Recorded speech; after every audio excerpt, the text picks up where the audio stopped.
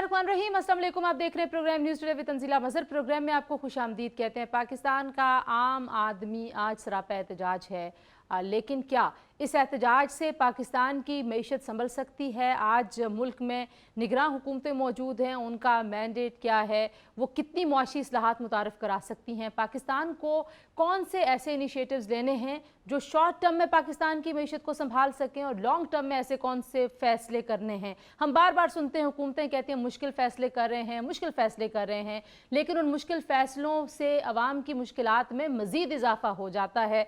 पाकिस्तान में ये जो सख्त फ़ैसले हैं हकीकी मानों में वो कौन करेगा, कैसे करेगा? पाकिस्तान के अवाम को कब निजात मिलेगी महंगाई से?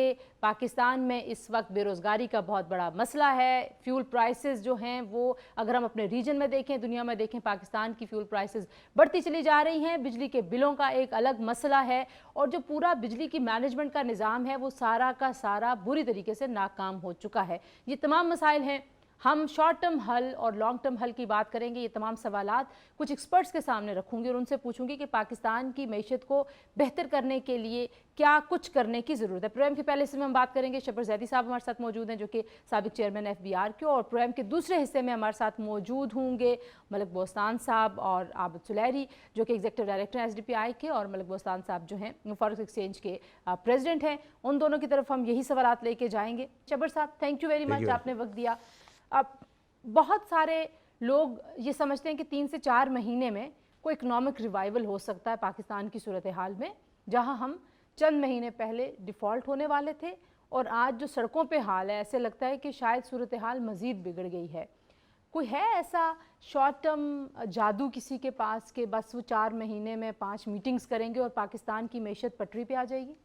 देखिए, 2-3 चीज़ों को हम मिला रहे हैं। आपने कहा कि हम डिफ़ॉल्ट होने वाले थे, तो कोई ऐसी चीज़ हो गई जो डिफ़ॉल्ट नहीं हुआ तो हम अच्छे हो गए।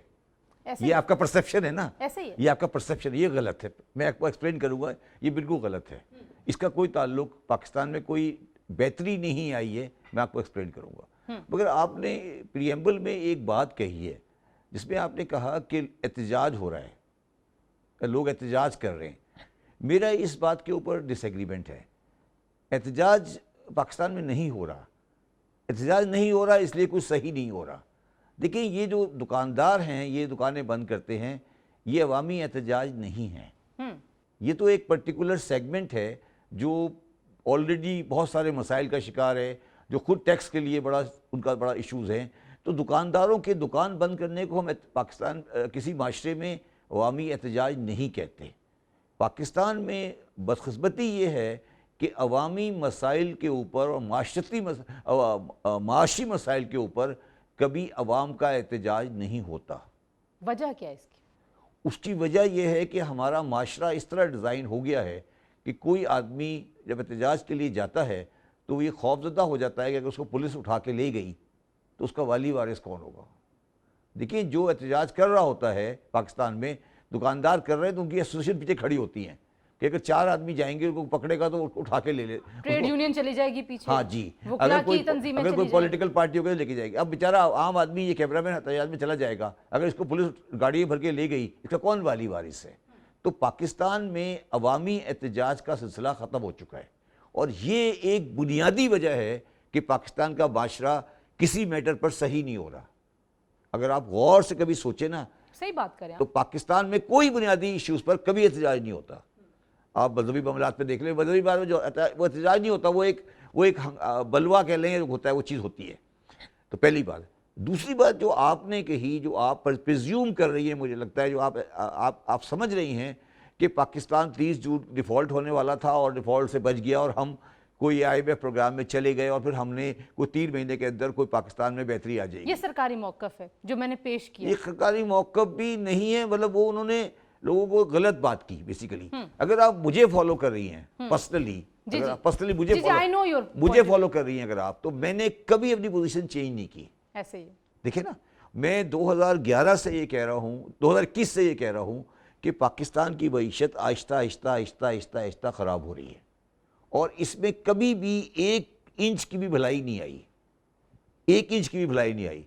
जो हमने डिफ़ॉल्ट को, जो डार साहब कहते हैं, शहबाज शरीफ साहब कहते हैं कि हमने डिफ़ॉल्ट को डेफर कर दिया, वो सिर्फ ये किया कि आप डिफ़ॉल्ट करने वाले थे, आपने बराह वाले से पैसे लिए और आगे दे दिए, बस ये किया है कि आपने वहाँ से लिए और आगे दे दिए। इससे पाकिस्तान की इकनॉमी को कोई फ़र्क नहीं पड़ा। मसला नहीं हल हुआ। नहीं, मसला तो हल नहीं, वो होने वाला ही नहीं है। अच्छा, सवाल मेरा यही है आपसे। हाँ, होने वाला भी नहीं है। अच्छा, अब पाकिस्तान के बुनियादी मसाइल क्या हैं?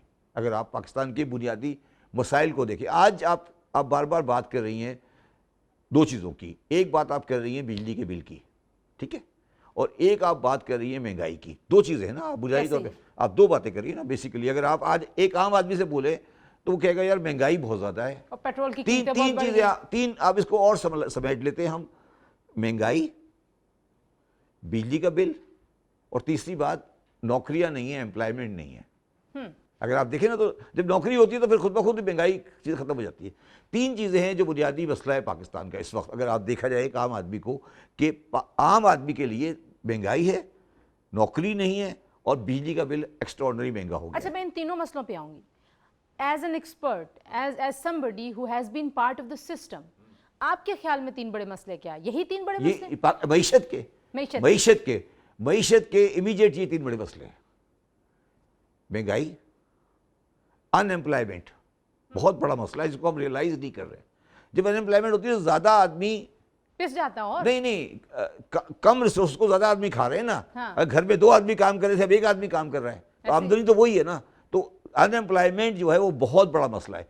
इसमें एक चौथा मसला भी है जो उसी का रिलेटेड है, वो ये है कि पाकिस्तान की आबादी पिछले 20 साल में डबल हो गई है।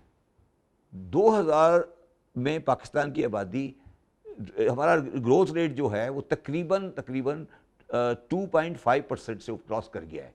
इंडिया जो है वो 1% पे चला गया है। हमारी आबादी 2000 में 16 करोड़ थी, आज हमारी आबादी 24 करोड़ है। 8 करोड़ आदमी हमने ऐड किया है, 50%। 8 करोड़ आदमी ऐड हुआ है। आज हमारी आबादी बांग्लादेश से ज़्यादा है। इंडिया की आबादी 1 करोड़ 14 लाख थी, 1 अरब 14 करोड़ थी, आज उनकी आबादी 1 अरब 40 करोड़ है। उनका इंक्रीज 25% है, हमारा इंक्रीज 50% है, 50। तो अगर हम बहुत अच्छा भी कर लेते ना, तो जो हमने आबादी में हमने जो किया है उसके बाद हमारा तो यही हशर होना था। अच्छा, प्रॉब्लम्स पे जाहिर है बहुत देर हम सामने डिस्कशन कर सकते हैं, वो डायग्नोज्ड हैं, आइडेंटिफाइड हैं, सबको पता है प्रॉब्लम्स क्या। मैं आपसे अगर पूछूं कि इस सारी सूरत हाल में कोई शॉर्ट टर्म हल है, हाँ या नहीं? है नहीं? शॉर्ट टर्म हल, एक बिल्कुल शॉर्ट टर्म हल जो है, अगर आप थोड़ा सा टेम्परेरी स्पेस देगा वो आपको, वो ये होगा कि हमें दो चीज़ों की बचत करनी पड़ेगी। बचत का मतलब ये है कि आपके पास बिजली बनाने की सलाहियत है, बिजली बनाने के पैसे नहीं हैं, तो आप बिजली की बचत करें और बाज़ारों को 6 बजे बंद करें, ये लाइटें कम करें, सब चीज़ें कम करें, तो बिजली की बचत करें तो आपकी थोड़ी सी बेहतरी आ जाएगी। बिजली की बचत करें, बिजली की शॉर्ट बचत टर्म हो सकता हाँ, है। बचत करेंगे तो पाकिस्तान बेहतर हो जाएगा। दूसरी, आप पेट्रोल की बचत करें। पाकिस्तान में आपने बड़ी गाड़ियों का फैशन बना दिया है। हर बंदे के पास Fortuner, land cruiser, twin cam, we go है। आज मतलब कल सुबह की मेरी ट्वीट्स हैं और मैंने कहा कि हमें अपने पूरा जो लाइफस्टाइल का अप्रोच है ना, ये बदलना पड़ेगा। जी बिल्कुल, पब्लिक exactly। ट्रांसपोर्ट को हमें इनकरेज करना मैं पड़ेगा। भी ये कह रहा हूँ कि जाती जिंदगी में हमने ये कह दिया जिसके पास बड़ी गाड़ी उसकी ज्यादा इज्जत है, आपने सब कुछ दौड़ में लगा देखिए दिया। तंजीला, मैं पाकिस्तान का 2016 और 2017 का प्रोफेशनल सर्कल का हाईएस्ट एक्सपेयर हूँ। हाईएस्ट एक्सपेयर पाकिस्तान का 2016 और 2017 का, ठीक है। मैं अभी आपके स्टूडियो में होंडा सिटी में आया हूँ। You cannot afford। नहीं, होंडा सिटी में आया हूँ। मुझे कोई शर्मिंदगी इस बात से नहीं है कि मैं होंडा सिटी से उतर के आया हूँ, मुझे कोई शर्मिंदगी नहीं है। आप जैसे सारे हो जाए ना। नहीं ना। अच्छा, एक परसेप्शन और भी है, सिंस मैं बार बार कह रही हूँ कि जो बंदा सिस्टम के अंदर और एक प्रोफेशनल के तौर पर प्राइवेट मार्केट में काम करता है ना, फिर उसको तो 14 तबक रोशन हो जाते हैं। आई एम श्योर आपके भी हुए हुए हैं 14 तबक रोशन। ये जो एक परसेप्शन है कि भाई सरकारी जो सारे के सारे मामलात हैं कि सरकारी बिल्डिंग्स में बत्तियां जल रही हैं, एसी चल रहे हैं, जाइंट्स हैं, बड़े बड़े हॉल्स जहाँ पे एक प्राइवेट कंपनी का पूरा दफ्तर खड़ा होता है, वहाँ पे एक अफसर बैठा हुआ है सरकार में। यू थिंक कि ये पूरी चीज़ें तब्दील करने से बेहतरी आती है یا وہ تھوڑا حصہ ہے؟ مگر اس چیز کو میں لائٹر نوٹ پہ آپ کو کہتا ہوں. جب میں 2013 میں سندھ کا کیئر ٹیکر منسٹر بنا تو میں نے سرکاری گاڑی نہیں لی, اور سرکاری گاڑی نہیں لی تو میری گاڑی پہ جھنڈا بھی نہیں تھا. تو جب میں اگلے دن گیا آفس میں بیٹھنے کے لیے تو مجھے چپراسی نے اندر نہیں آنے دیا. اس نے کہا جی آپ کس بات آپ ٹھیک ہے. جب میں ابھی 8 مہینے چیئرمین FBR رہ کر آیا ہوں تو میں نے کبھی کسی ٹائم میں سرکاری گاڑی اپنے کسی چیز کے لیے استعمال نہیں کی. ٹھیک ہے, مگر ہمارا جو کلچر بن گیا ہے, ہم یہ زیوم کرتے ہیں کہ جب تک ہماری گاڑیاں نہیں ہوں گی, اگر آپ سرکاری آفسوں میں جائیں نا, جو جب سرکاری آرگنائزیشن بنتی ہے نا, ہم نے بہت ڈیل کیا ہے, تو پہلی ریکویزیشن دیتے ہیں کہ سر یہ آرگنائزیشن بن رہی ہے نا, پہلے آپ اتنی گاڑیاں لے لیں. اگر آپ کسی بھی آرگنائزیشن میں جائیں, یہ جو کلچر بن گیا. اچھا یہ ہماری پاکستان اسٹیل مل پریکٹیکلی بند ہے جی, لیکن جو ان کا گاڑیوں کا پول ہے اور ان کا جو پیٹرول ہے اور فیول ہے وہ اپنی جگہ پر موجود ہے. 3 سال سے PIE کی فلائٹ بند ہے لنڈن کی. ٹھیک ہے, بند ہے نا آفس میں. تو اچھا نہیں, میرا اب اس کا کہنا ہے کہ یہ بات ہمیں لمبی ہو گئی نا. میں یہ کہہ رہا ہوں کہ آپ یہ پابندی لگائیں کہ ہفتے میں 3 دن کوئی گاڑی جو 2000 cc سے زیادہ ہے وہ سڑک پہ نہیں آئے گی. ختم. آخر کووڈ میں نہیں آتی تھی نا. ہم نے ایک بار پہلے شاہد خاقان عباسی صاحب شاید پرائم منسٹر تھے, correct me if I'm recalling it wrong, اس وقت بھی یہ فیصلہ ہوا تھا کہ بند ہو جائیں گی مارکیٹس اور پھر لوگ احتجاج کرنے آ جاتے ہیں. پھر بزنس کمیونٹی, بھائی امریکہ سارا 6 بجے صبح سویرے اٹھ کے چل پڑتے ہیں کام پہ, شام 6 بجے 7 بجے سب کلوز. یہاں پہ کیا مسئلہ ہے؟ میں آپ کو وجہ بتاؤں. ہاں مجھے بتائیں. اس کی وجہ ہے ہمارا مذہب. ہمارے یہاں کلچر یہ بن گیا ہے آج کل, جو میں تو ساری زندگی کراچی میں رہا ہوں بزنس مینوں کے ساتھ, کلچر یہ بن گیا ہے کہ فجر کی نماز پڑھنے کے بعد سو جاتے ہیں. آپ نے غور نہیں کیا اس چیز. مذہب تو مسئلہ نہیں ہے نا. نہیں مذہب ہو گیا نا. آپ سمجھیں میری بات, سمجھے, مذہب نہیں, بات سمجھے میری. بہت یہ میں سیریس بات کہہ رہا ہوں. آپ جس دکانداروں سے پوچھیں, ان میں سے میجورٹی لوگ فجر کی نماز پڑھتے ہیں. اچھی بات ہے, مجھے ہر انسان کو پڑھنی چاہیے. فجر کی نماز پڑھنے کے بعد 90% لوگ سو جاتے ہیں دکاندار. جب یہ سوتے ہیں فجر کی نماز پڑھنے کے بعد تو یہ اٹھتے ہیں 12 بجے, پھر یہ 12 بجے اٹھ کے 1 بجے دکان پہ جاتے ہیں. اچھا, اب یہ اس سے کلچر ایک اسٹیج آگے چلا گیا ہے. اب بعض سوتے ہی فجر کے بعد ہیں.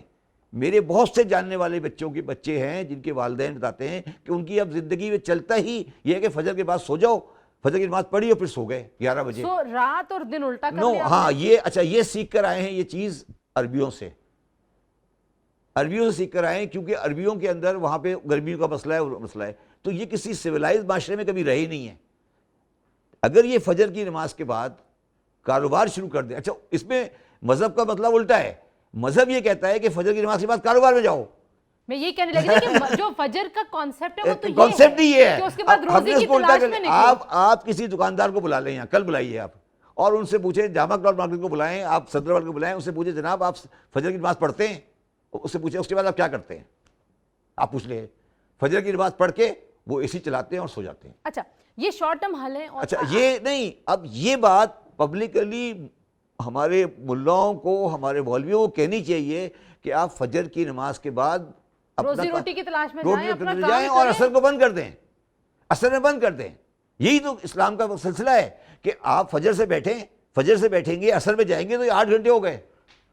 اب آپ نے فجر کا اس وقت ٹائم 7 بجے کھولے. آپ اپنے گھروں کو بھی ٹائم دیں گے, بچوں کو بھی ٹائم دیں گے, ذہنی سکون بھی ہوگا, صحت بھی کم تو یہ جو مذہب تو آ گیا. اچھا, مذہب ادھر آ گیا. اب مذہب نماز تو پڑھنی ہے آپ نے صبح فجر کی. آپ اس وقت میں آپ کو لکھ کے دے سکتا ہوں کہ دکانداروں کی 90% تعداد فجر کی نماز پڑھتی ہے اور وہ فجر کی نماز پڑھنے کے بعد سو جاتے ہیں. جی, پروگرام میں شامل کرتے ہیں بریک کے بعد واپس آئیں گے. Stay tuned.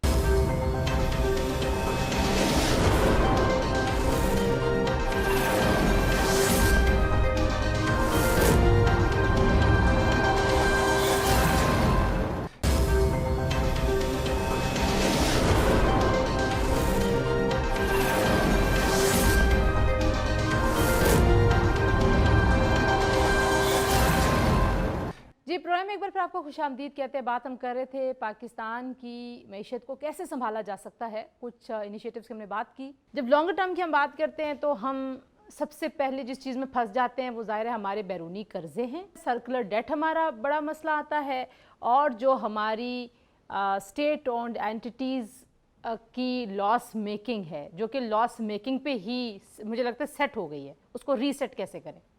دیکھیں آپ مجھ سے لانگ ٹرم کی جب بات کر رہی ہے تو میں سچ یہ کہنا چاہتا ہوں کہ لانگ ٹرم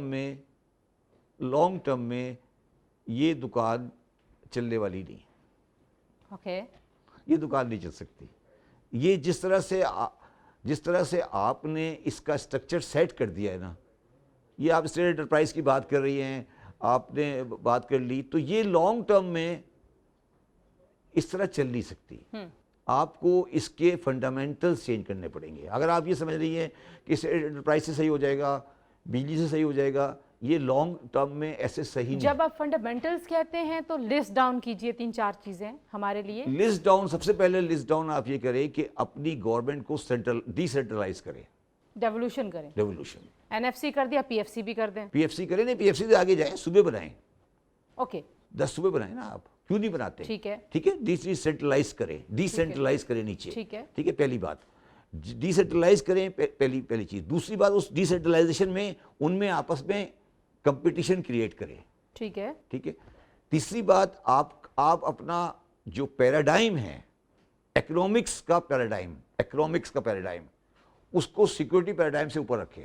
ٹھیک ہے، آپ کا آج سیکورٹی پیراڈائم اوپر ہے اور اکنامک پیراڈائم نیچے ہے. باقی سب کچھ نیچے. ٹھیک ہے، تو اکنامک پیراڈائم جو ہے وہ اوپر آئے گا اور سیکورٹی پیراڈائم نیچے آئے گا.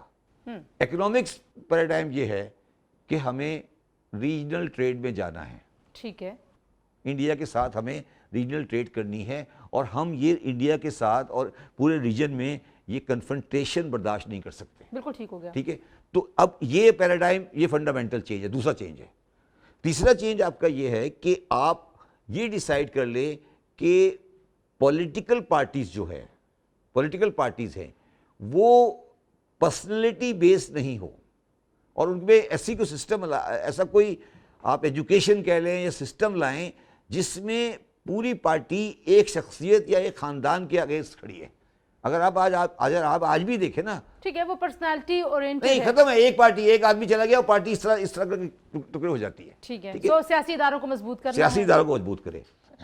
چوتھی بات یہ ہے کہ جو آپ کی جوڈیشری ہے، اسلام آباد میں بیٹھی ہے، ٹھیک ہے، اس کی جو لوئسٹ جوڈیشری ہے، جو آخری ٹیئر ہے، جو کہ ڈسٹرکٹ والی جوڈیشری ہے، اس کو اس کی مدر ٹنگ میں کر دیں.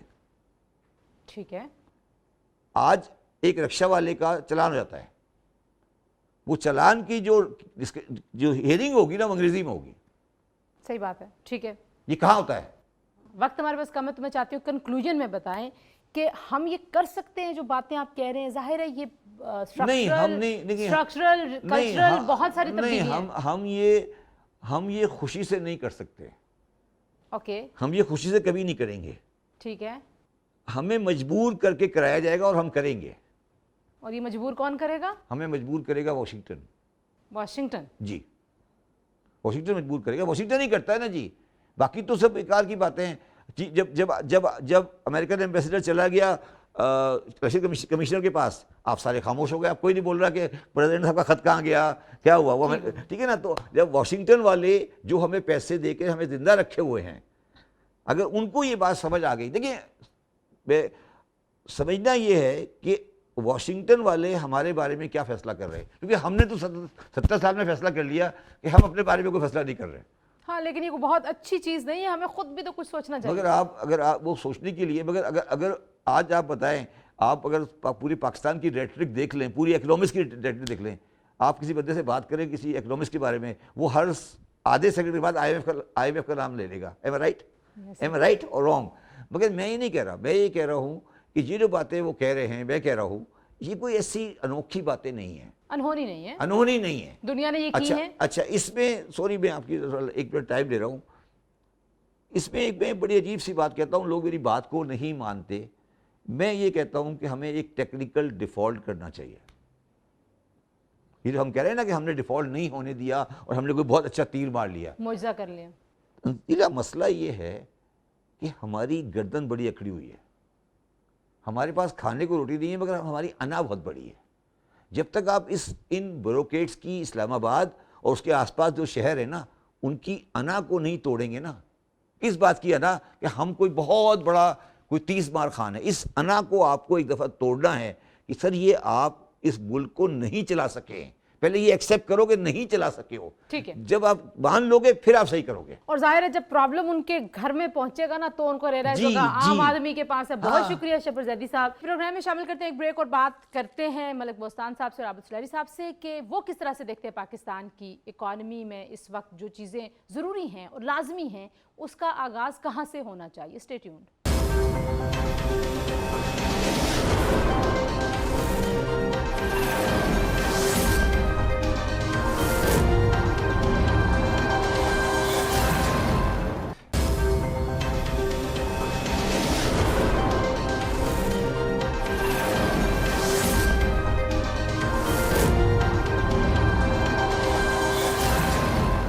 پروگرام میں ایک بار پھر آپ کو خوش آمدید کہتے ہیں. بہت شکریہ عابد سلیری صاحب اور ملک بوستان صاحب. عابد سلیری صاحب, گفتگو کا آغاز میں آپ سے کروں گی.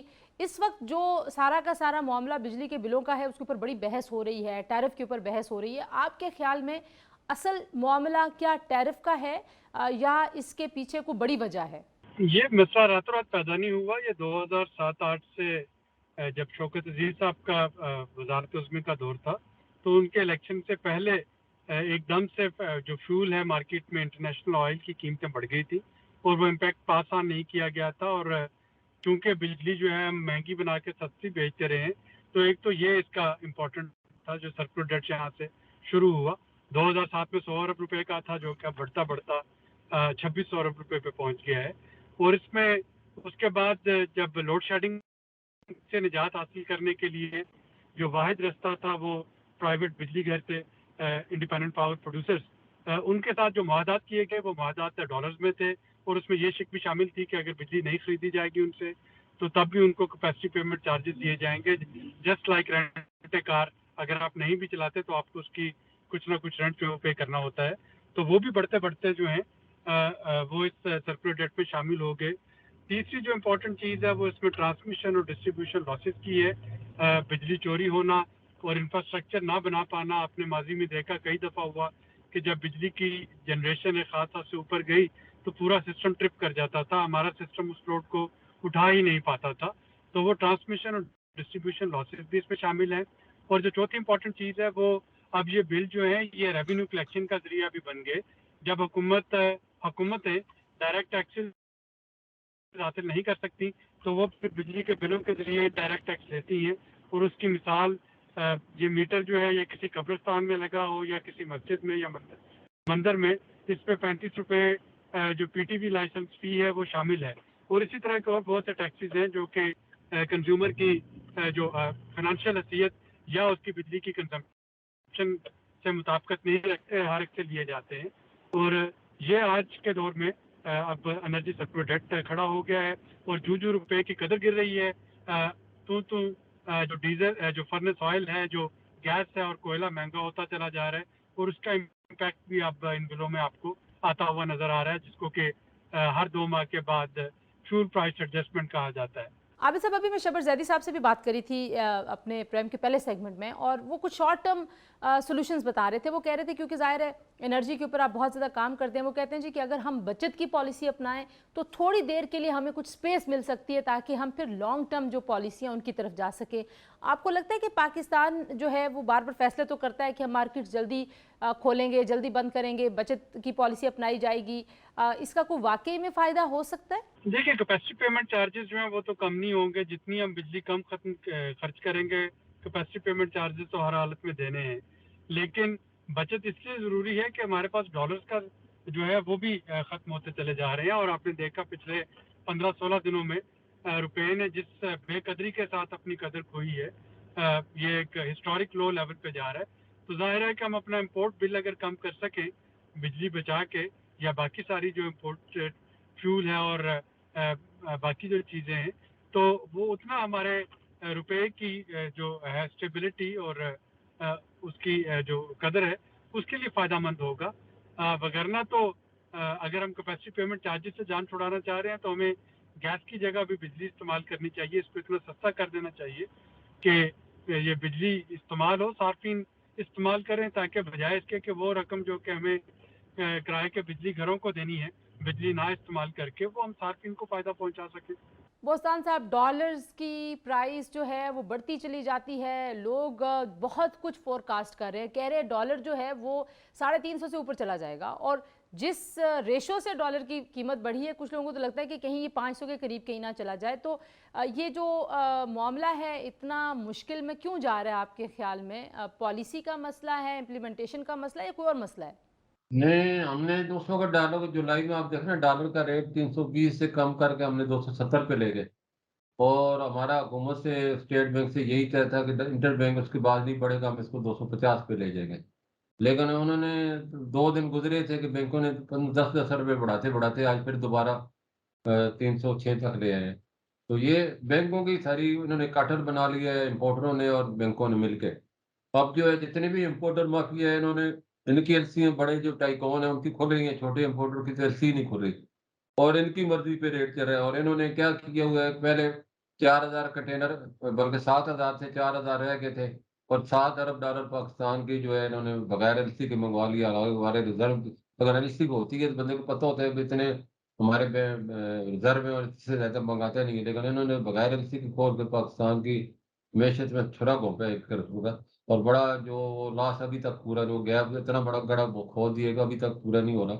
और इन्होंने क्या किया हुआ है कि इन्होंने ए और बी एक कंपनी पाकिस्तान में बनाई और एक फॉरेन में बनाई दुबई में, चाइना में और वहाँ ये अपनी पेमेंटें वहाँ हवाले से खरीद के एडवांस उनको फैक्ट्री वालों को दे देते हैं और इनका माल जो है मतलब स्पेयर इनका माल पड़ा होता है और फिर ये मंगवा लेते हैं और पाकिस्तान को पूरा होल्ड कर लिया। अब आम जो छोटे इम्पोर्टर थे उनकी सेल्स ही नहीं खुलती तो उन्होंने माल क्या मंगाना है, क्या मुकाबला इनका करना है। अब तो इनका पूरी इजारादारी पे थी, इनकी मर्ज़ी से देखो महँगाई बढ़ने की वजह यही है कि ये अपनी मनमानी कीमतों से अब माल बेचते हैं और इन्होंने पूरे कार्टेल बना के पाकिस्तान की इस मैशत को, रुपए को यरगमाल बना लिया है और इसमें इनको जो है अंडर इनवॉइस, ओवर इनवॉइस दोनों मिलके करते हैं, एक्सपोर्टर भी और इम्पोर्टर भी। और ये जितने भी मुश्किल फैसलों की बात है या बजट पॉलिसी की बात है, शॉर्ट टर्म की बात है, ज़ाहिर है इसमें बिजनेस कम्युनिटी का बड़ा अहम किरदार है, वो ताउन नहीं करते।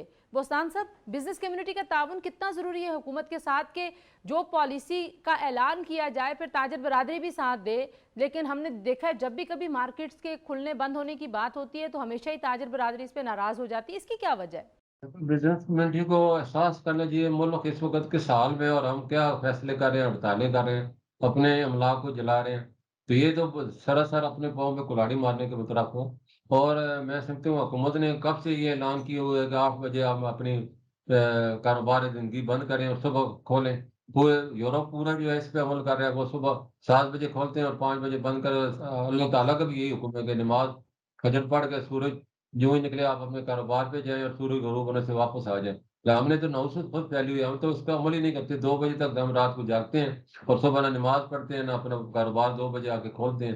फिर हम कैसे तरक्की करेंगे? हमें तो अगर तरक्की करनी है, फिर काम करना है और अमल भी करना है। अमल से ज़िंदगी बनती है, जन्नत भी, जहन्नम भी।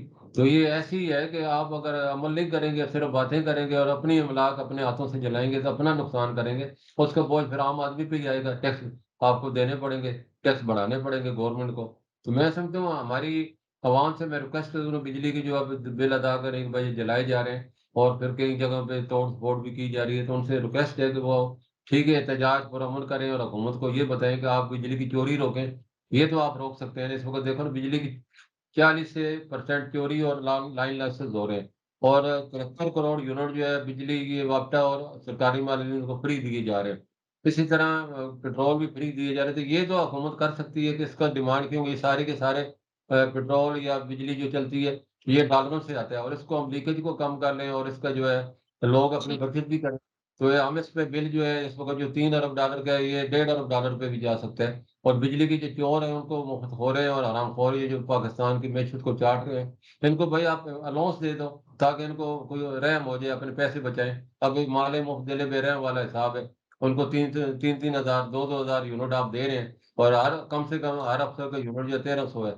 तो वो 24 घंटे उनके पंखे चलते हैं, 24 घंटे उनकी गाड़ियाँ लेके घूम रहे होते हैं, क्योंकि उनको पता है पेट्रोल भी सस्ता है, हमें फ्री मिल रहा है और बिजली भी हमने जितनी भी जलाई बिल्कुल फ्री ठीक मिल रही है। है। डॉक्टर साहब, आखिरी सवाल आपसे, क्या किस तरीके से अवाम को मैसेज आप देते हैं? ये जो एहतजाज का सिलसिला है ये किसी तरीके से कोई रिलीफ दे पाएगा?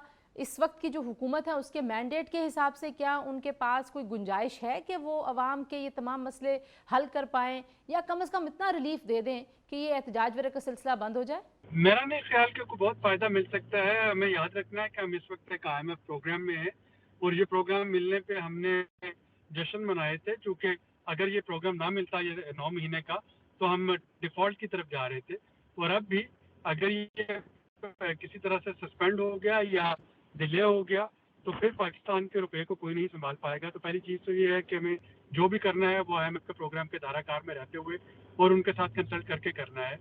دوسری جو ہے وہ اس میں ایک صورت صرف ہو سکتی ہے کہ اگین IMF کی اس سے کنسلٹیشن سے کہ ان بلوں کا جو ادائیگی ہے وہ اسٹیگرڈ کر دی جائے, ان کی لاسٹ ڈیٹ بڑھا دی جائے اور PSDP اور جو صوبائی ڈیولپمنٹ پلانز ہیں ان میں کٹوتی کر کے تاکہ وہاں سے جو ٹیکس کا ہدف ہے وہ کم ہو سکے. اور یہ بجلی کے بلوں پہ جو ٹیکس ہے جو بھی ایک تھریش ہولڈ رکھتے ہیں 300 یونٹ 400 یونٹ ان میں سے وہ GST اور کچھ ٹیکسز ویو آف کر دیے جائیں.